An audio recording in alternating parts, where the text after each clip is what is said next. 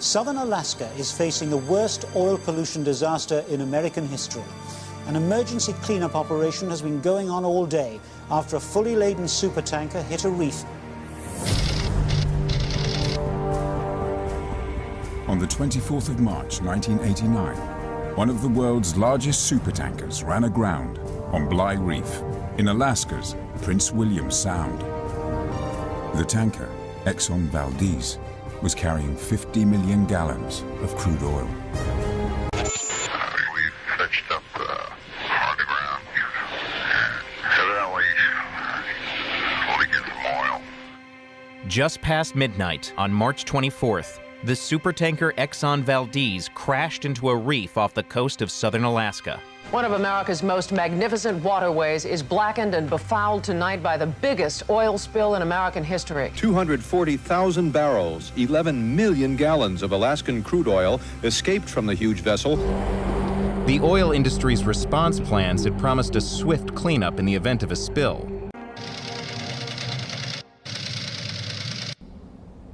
Seven hours after it struck Bligh Reef, the toxic slick from Exxon Valdez was already 2 miles long and 4 miles wide.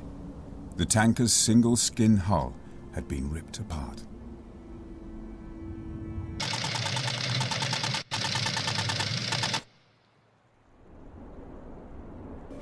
I ran out to the airport and the fisherman said, "Report back, tell us what you see."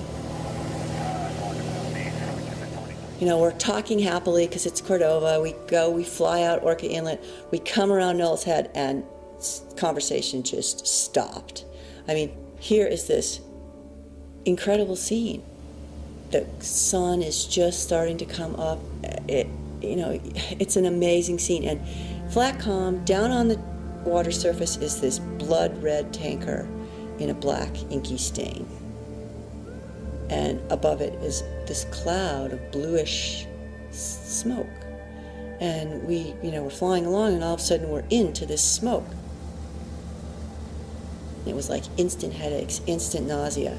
And so we flew up above it, and then we just circled and circled and circled.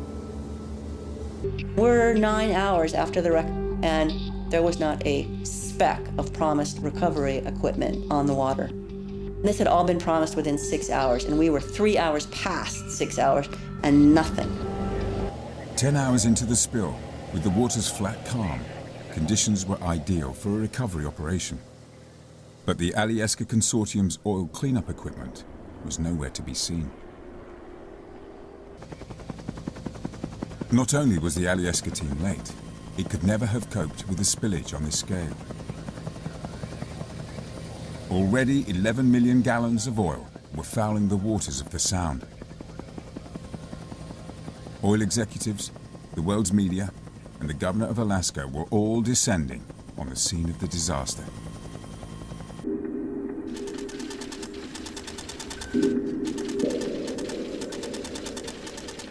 The evidence is that the response was slow and inadequate. I think that's... With the Alyeska cleanup team still nowhere in sight, the governor arrived to find Exxon, the tanker's owners, had taken charge. And they had a plan of their own. Exxon began limited tests of chemical dispersants to try to break up the oil.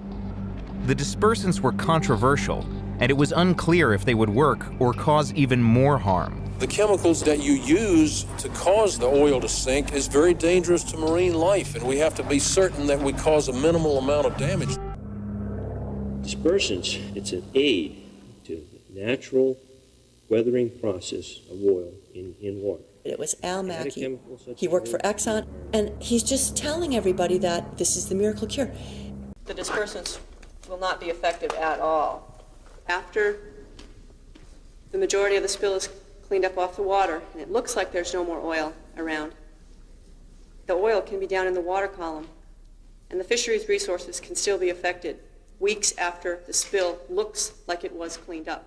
These dispersants are not the miracle cure, and they do increase the toxicity of the dispersed oil. It turns out Exxon had not prepared to use dispersants. They didn't have enough in stock, And to disperse a spill of this size, there weren't even enough in the country.